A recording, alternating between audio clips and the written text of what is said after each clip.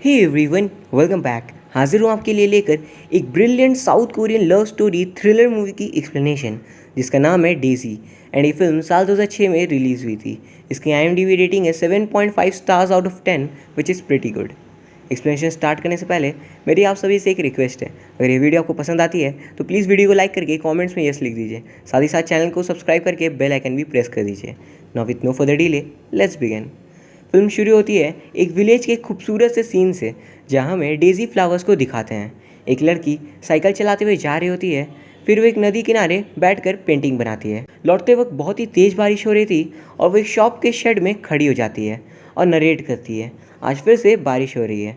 हमेशा जब भी बारिश होती है मुझे जगह ढूंढनी पड़ती है बचने को, क्योंकि मैं छाता नहीं रखती। और ऐसा इसलिए क्योंकि मेरी परवाह करने वाला कोई नहीं है, मैं बीमार पड़ूँ या ठीक रहूँ। और अब मुझे खुद के साथ रहने की आदत हो गई है।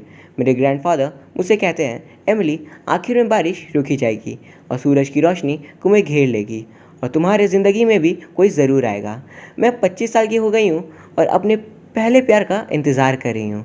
उसके बाद दिखाते हैं कि बारिश रुक जाती है और एमिली वहाँ से चली जाती है। फिर वो नरेट करती है, मैंने कभी नहीं सोचा था कि इस तरह से उससे मिलूंगी। लगभग 1 साल बीत गए थे हम दोनों को एक दूसरे को देखते हुए। मैं वो दिन कभी नहीं भूल सकती। वीकडेज़ पे मैं अपने ग्रैंडफादर के एंटीक शॉप पे काम करती थी। तभी फ्लावर्स करके कोई चिल्लाता था और एमिली देखती थी कि गेट पे किसी ने डेज़ी फ्लावर्स रख के गया है, लेकिन उसे पता नहीं था ये किसने रखा था।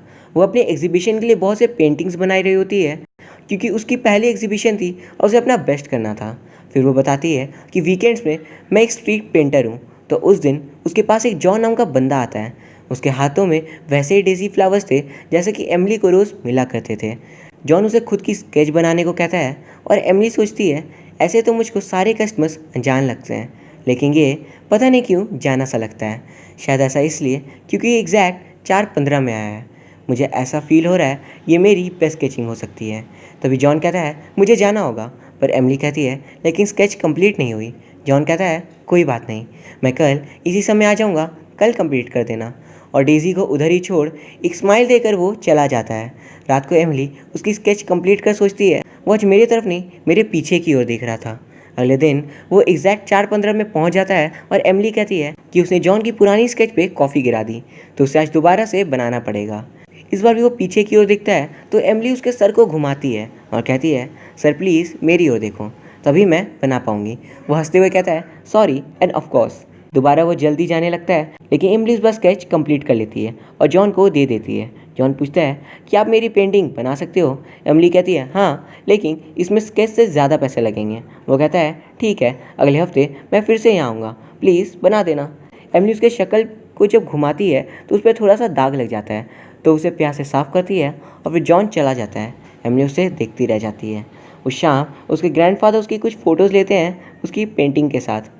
उसके ग्रैंडपा उसे कहते हैं, तुम इतनी ज़्यादा पेंटिंग्स में घुस चुकी हो कि तुम्हारे लाइफ में कोई लड़का कैसे आएगा। एमिली कहती है, मैं सिर्फ 25 साल की हूँ, अभी तो सिर्फ आपके साथ ही रहना चाहती हूँ। फिर दिखाते हैं अगले हफ्ते बहुत तेज़ बारिश होती है और जॉन नहीं आता। और उसके अगले दिन एमिली जॉन का वेट करती है एंड जॉन एट लास्ट आ ही जाता है। जॉन कहता है, तुम इतना देर मेरा वेट कर रही थी। एमिली कहती है, नहीं, ऐसी कोई बात नहीं है। तभी उसे जॉन के हाथों में पट्टी दिखती है। वो पूछती है, क्या हुआ। जॉन कहता है, कुछ नहीं, कल बारिश हो रही थी, उसी में स्लिप कर गया। और उसके बाद एमिली नरेट करती है, उस दिन हम मानो ऐसे बात करे थे जैसे हम पुराने दोस्त हों। उस दिन के बाद हम ऐसे ही हफ्तों मिलते रहे और वो हमेशा पेंटिंग बनवाने आता था। एक दिन जॉन एंटीक शॉप पे आता है और एमिली के लिए डेज़ी लेकर। एमिली उसे अंदर ले जाती है और वो उसके शॉप के एंटिक्स को देखता है। एमिली पूछती है, तुम्हें कैसे पता चला मैं यहाँ रहती हूँ। जॉन कहता है, मेरे अपने सोर्सेस हैं। फिर एमिली उसे अपनी एग्जीबिशन के लिए बनाए हुए पेंटिंग्स दिखाती है। उधर ही जॉन की पुरानी स्केच भी थी जो एमिली ने कहा था कि कॉफ़ी गिर गई है उसमें। जॉन ये देख लेता है तो एमिली कहती है, नहीं नहीं, ये तुम्हारी नहीं है, ये किसी और की है। तभी जॉन को एक पेंटिंग दिखती है और वो पूछता है, ये कहाँ की है। तभी एमिली सोचना शुरू करती है और कहानी पास्ट में आती है। उस साल गर्मी के मौसम को मैं अपने ग्रैंडफादर के यहाँ बिताई थी पेंटिंग्स बनाते हुए।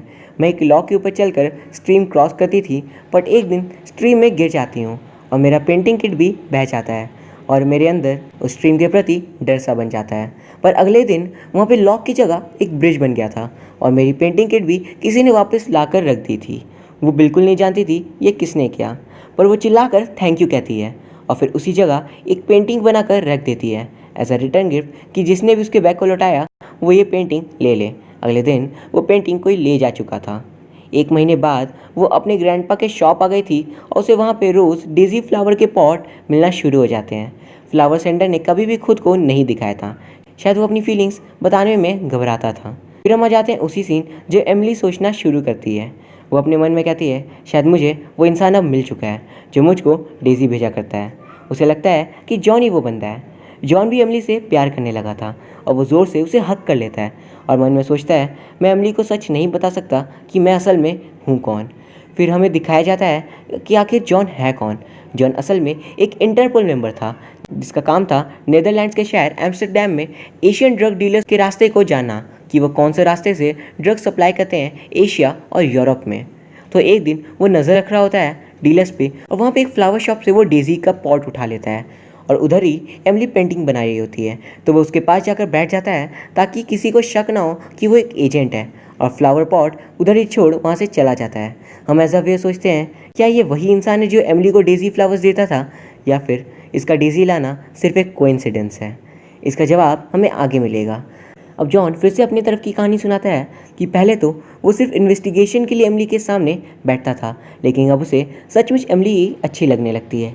जिस सैटरडे को उसने एमिली को कहा था कि वह उसके लिए स्केच नहीं पेंटिंग चाहता है, तो उस दिन बारिश होने लगती है। तो वो उधर आया तो था लेकिन छिपका था, एमिली को देख रहा होता है। तो उसी दिन उसे एक बंदा कुछ अजीब लगता है तो उसका पीछा करता है, लेकिन जॉन उससे पिट जाता है और इसलिए उसके हाथों में पट्टी बंधी थी। और ऐसे ही वो दोनों मिलते हैं और उनमें प्यार हो जाता है। एक दिन वो मिलते हैं उसी जगह पर और जॉन पूछता है आखिर तुम मेरे बारे में क्या जानती हो। एमिली कहती है तुम शायद कोरियन बिजनेसमैन हो जो नीदरलैंड्स में रहता है और एज तुम्हारी 30 के करीब होगी। जॉन कहता है अगर तुम्हें मेरे बारे में सब कुछ पता चल गया फिर भी तुम मुझसे उतना ही प्यार करोगी। और तभी अचानक एक गोली की आवाज़ आती है। जॉन और कुछ लोगों में फाइट शुरू हो जाती है और वहाँ पे एक बिल्डिंग से एक शूटर जॉन पे शूट करता है और एक गोली एमिली को भी लग जाती है। तभी जॉन का बॉस वहाँ आता है और एमिली को हॉस्पिटल ले जाता है और जॉन उस बिल्डिंग में चढ़ता है ताकि शूटर को पकड़ सके, लेकिन नहीं पकड़ पाता है और उधर ही बेहोश हो जाता है। और इस दौरान एमिली की आवाज़ चली जाती है क्योंकि उसे गोली लगी थी और जॉन को कोरिया वापस भेज दिया जाता है।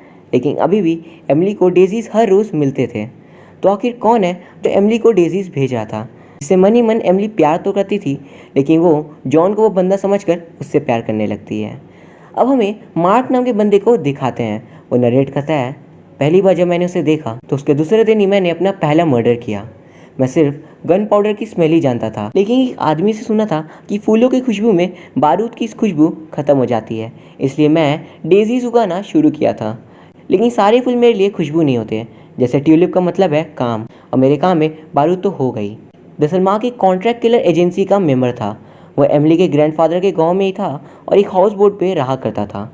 उधर ही उसने एमिली को पेंटिंग करके देखा और फिर उसे रोज़ देखने लगा। और अब हमें पता चलता है उसी ने एमिली के बैग को बचाया था और एमिली के लिए ब्रिज भी बनवाया था। एमिली को रिटर्न गिफ्ट वाली पेंटिंग भी उसी के पास थी और वो कहता है काश मैं एमिली से मर्डर से पहले मिलता तो मैं शायद मर्डर नहीं होता। लेकिन वो एमिली को रोज़ देखना चाहता था, तो वो भी नीदरलैंड्स की उसी जगह पे चला जाता है जहाँ पे एमिली के ग्रैंडफादर के एंटीक शॉप था।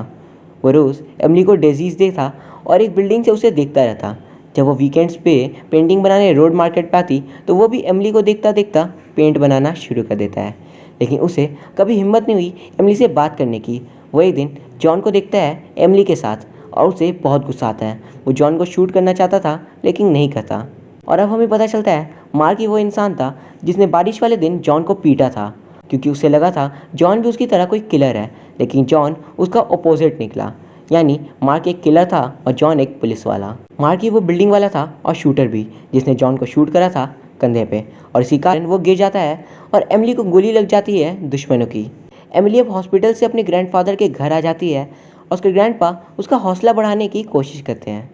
जॉन उसे इतने दिनों में एक भी बार मिलने नहीं आता और वो दोबारा से वीकेंड्स पे पेंटिंग बनाना शुरू करती है। और फिर हम देखते हैं इस बार मार्क उसके पास जाने की हिम्मत कर ही लेता है।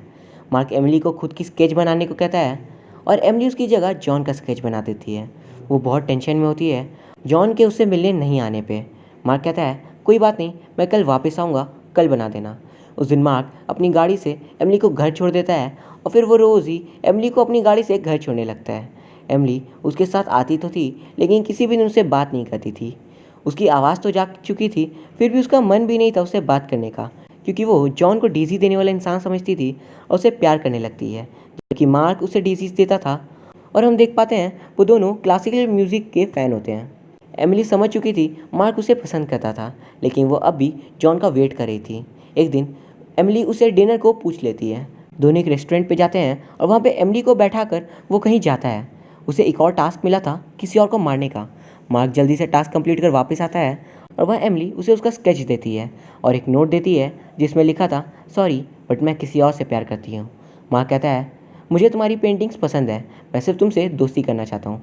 एमिली जॉन को डेजी देने वाला इंसान समझती थी और वो मार्क को अपनी लव स्टोरी लिख कर बताती है। मार्क कहता है, वेट करने से कुछ नहीं होगा, चलो मेरे साथ। वो दोनों पता करते हैं और जॉन का एक टीममेट उसे बताता है कि जॉन को कोरिया से आने की इजाज़त नहीं मिलेगी। मार्क कहता है, टेंशन मत लो, वो 15 अप्रैल को यहाँ ज़रूर आएगा। 15 अप्रैल एमिली के एग्जीबिशन का डेट था। मार्क उसे अपने हाउस बोट पर ले जाता है पर नीचे जाने से मना करता है, क्योंकि वो स्टोर रूम था जहाँ पे एमिली की गिफ्ट करी पेंटिंग थी। वो एमिली को नहीं बताना चाहता था कि वही है डेजी गाय। फिर दिखाते हैं जॉन कोरिया से वापस आ जाता है और वो एमिली से मिलना चाहता था। बॉस कहते हैं, तुम्हें क्या लगता है, तुम इसे छोड़ कर गए और वो तुम्हारा वेट कर रही होगी, वो किसी और के साथ है। जॉन एमिली को कॉल करता है और वो पिकअप कर लेती है, लेकिन जॉन कुछ भी बोल नहीं पाता।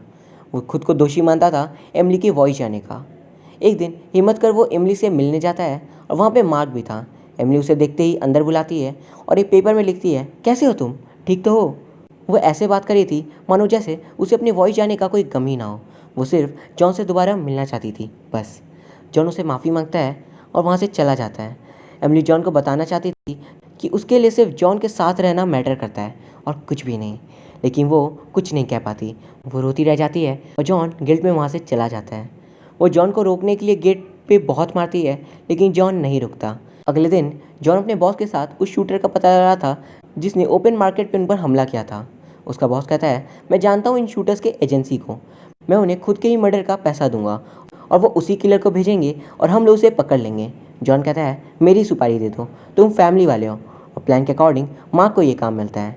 अगले सीन में जॉन एक कार में होता है और उसके टीम के बाकी मेंबर्स भी छिपकर होते हैं। तभी मार्क आता है और जॉन से कहता है, मुझे तुमसे बात करनी है। जॉन अपनी टीम से कांटेक्ट हटाकर मार्क के साथ कार में कहीं चला जाता है। जॉन समझ गया था कि यही वो शूटर है, क्योंकि उसने उसे एमिली के घर पे देखा था। जॉन पूछता है, मुझे क्यों नहीं मारा उस दिन, क्या एमिली के लिए? मार्क कहता है, मुझे सामने कभी नहीं आना चाहिए था।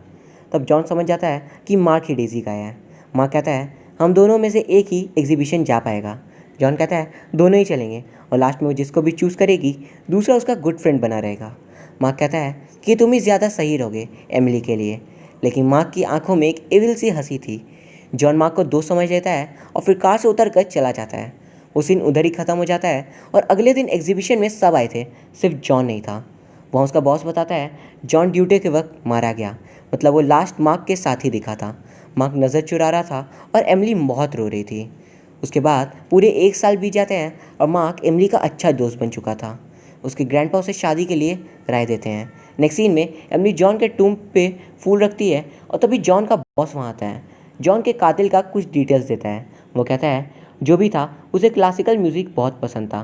तभी एमिली को याद आता है मार्क को भी क्लासिकल म्यूज़िक पसंद है। जॉन का बॉस इस बार खुद की सुपारी देता है ताकि वो असली कातिल को पकड़ सके। यह एमिली मार्क के हाउस बोट के स्टोर रूम पे चेक करती है और उसे एक बैग मिलता है। उसके बाद वो मार्क से मिलने जाती है उसके दूसरे घर पे। मार्क उसे कॉफ़ी पिलाता है और फिर हिम्मत कर एमिली उसे बैग खोल दिखाती है और कहती है, तुम ही हो ना वो कातिल, क्योंकि उस बैग में गन थे और जॉन और उसके बॉस की फ़ोटो भी। वो गुस्से में गन टान देती है मार्क पे, लेकिन चलाते वक्त रोते रोते गिर जाती है क्योंकि मार्क ने एमिली की कॉफ़ी पे नशीली दवाई मिलाई थी। यहाँ जॉन का बॉस मार्क से बदला लेने को तैयार था और तभी एमिली को होश आता है और वो पेंटिंग पाती है जो उसने अनजान डेजी गाय को दिया था और उसमें एक नोट भी था जिसमें मार्क सारा सच लिख देता है, वही डेजी गाय है और वो एक क्रिमिनल है, इसलिए वो एमिली को कभी सच नहीं बता पाया क्योंकि उसके लिए एमिली के साथ रहने से ज़्यादा उसकी सुरक्षा ज़्यादा इम्पोर्टेंट थी। वो उसे माफ़ी मांगता है और कहता है, प्लीज़ किसी डिज़र्विंग इंसान को ढूंढ लेना और हमेशा खुश रहना। मार्क अब जॉन के बॉस को मारने वाला होता है, लेकिन एमिली वहाँ पहुँच जाती है। वो पेंटिंग हवा में दिखाकर बोलती है, भले उसकी आवाज़ नहीं निकलती, लेकिन माँ उसके लिप्स पढ़ लेता है कि वह मार्क को थैंक्स बोल रही थी और उसे ना पहचानने के लिए सॉरी भी। मार्क बिल्डिंग से उतरकर एमिली के पास चला जाता है और जॉन का बॉस उन दोनों को बात करने देता है। मार्क उसे सॉरी कहता है कि उसने उसे नहीं बताया कि वही डेज़ी गाया है, और वो ये भी बताता है कि वो जॉन को बचाने में नाकामयाब होता है क्योंकि उसके साथी छिपकर उसे मार देते हैं। तभी एक लाइट के रिफ्लेक्शन से एमिली को दूसरे शूटर दिखता है जो मार्क को मारने वाला था। वो खुद गोली खा लेती है और मार्क को बचा लेती है। उसके बाद दिखाते हैं एमिली बच नहीं पाती और मर जाती है, और मार्क रोता रोता गुस्से में पागल हो जाता है और अपने गैंग के सारे मेंबर्स को ख़त्म कर देता है। मूवी एंड होती है दिखाते हुए मार्क रास्ते पे चल रहा होता है। तो ये कहानी की एंडिंग बहुत ही ज़्यादा दुख भरी थी। इसकी सबसे बड़ी खासियत इसकी म्यूज़िक और उसके एक्टर्स हैं जिनकी परफॉर्मेंस लाजवाब थी। तो अब आपके मन में जो भी सवाल होंगे उनके मैं जवाब दे दूँ। बेसिकली ये कहानी 3 लोगों की है, एमिली, जॉन और मार्क। मार्क एमिली से प्यार करता था और उसके लिए एक ब्रिज बनवा देता है, और एमिली भी अननोइंगली उसी से प्यार करती है, बट अनजाने में वो जॉन को डेज़ी का समझकर उससे अपना दिल दे बैठती है। और अंत में पहले जॉन फिर एमिली दोनों मर जाते हैं और मार्क अकेला रह जाता है। एमिली को मारने वाला मार्क की एजेंसी का एक शूटर था, इसका काम था कॉन्ट्रैक्ट किलिंग, और गुस्से में मार्क इस पूरे एजेंसी को अकेले ख़त्म कर देता है और निकल जाता है अकेले एक दुख भरे सफ़र में। होकर भी एमिली मार्क की ना हो पाती और ना होकर भी वो जॉन की हो जाती है। ये कहानी की way of telling non linear होते हुए भी आपको इससे प्यार हो जाएगा, एंड इसकी सिनेमाटोग्राफी A1 थी। और अगर आपको इस बेहतरीन फिल्म का लिंक चाहिए तो आप इंस्टाग्राम पे आकर मुझसे ले सकते हो। उम्मीद करता हूँ आपको ये वीडियो पसंद आई होगी। अगर हाँ तो वीडियो को लाइक करके कमेंट्स में अपने विचार ज़रूर बताइए। साथ ही चैनल को सब्सक्राइब करके बेल आइकन भी प्रेस कर दीजिए। Thank you very much for watching. See you soon.